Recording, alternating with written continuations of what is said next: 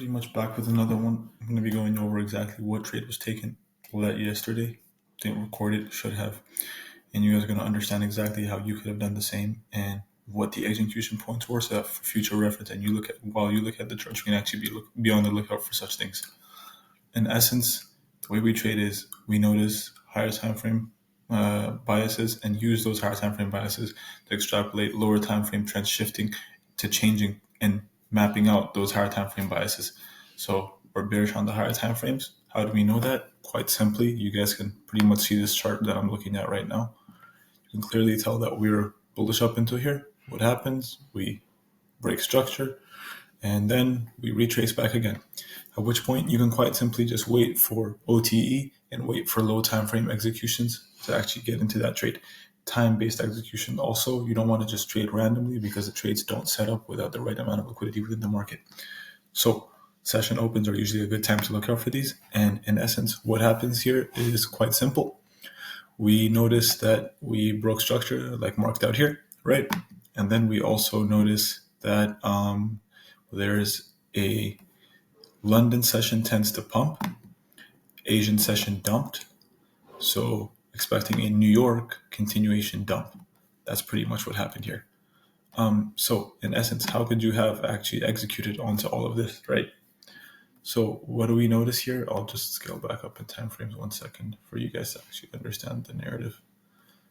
Break of structure here, previous day, Asian low taken right here, right? And then we come back in, give a fake reaction during mid-London for what to happen. Early New York, pre-New York comes in and takes all of that out and all of this out, filling in this imbalance, at which point we decide to say, okay, before we take this trade, we still want to see further invalidation, right? So just in case this was a bullish narrative that was playing out here, we want to see the retracement into this order block and see if price would hold and make a new high. So this could be a protected low.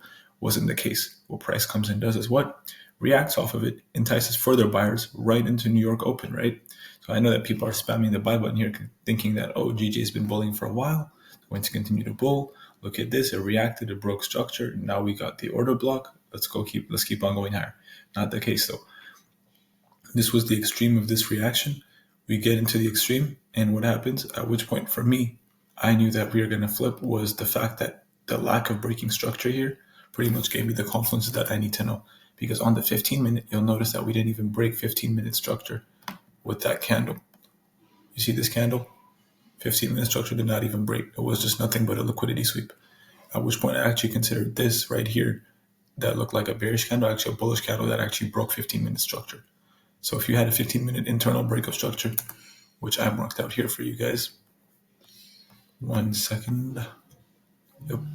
If you had a 15-minute internal break of structure like the one I marked here for you guys, and you had a 15-minute sweep of liquidity, really all that was left for me was one more low time frame invalidation for me to be confident in the fact that price would come in and at the very least take out these early buyers, right? And what was that? That was the invalidation of the last PDRA standing between the price actually going up and not, which was this. There was no other fair value gap, and everything had been reacted to on the low time frames. So what did I see? I saw this candle come into this fair value gap, at which point I said, cool, let me wait for the close, closed it within it. I said, I'm good to go short, at which point I left my stops above the nearest 3-minute high and then targeted this low here. That simple. Was it complex? Yes, I tried to see this move go further and a lot lower. Didn't play out as planned. Got close though. Nevertheless, great move to catch. A win's a win, and these wins actually compound within the market. So what did we do again? We saw liquidity get taken. We saw the bullish side of bullish PDRAs get invalidated, right? This was pretty much, well, the breaker goes here. You can just do that too. You see price come in and go expand, at which point people would probably be enticed to buy here. Buying here, leading them to pretty much keep on pressing the buy button, and then thinking that this would actually be the break of structure while only looking at the low time frames. While really the narrative was in fact quite the opposite. This was actually a liquidity sweep to go ahead and take this out. So we could head and take their stops out.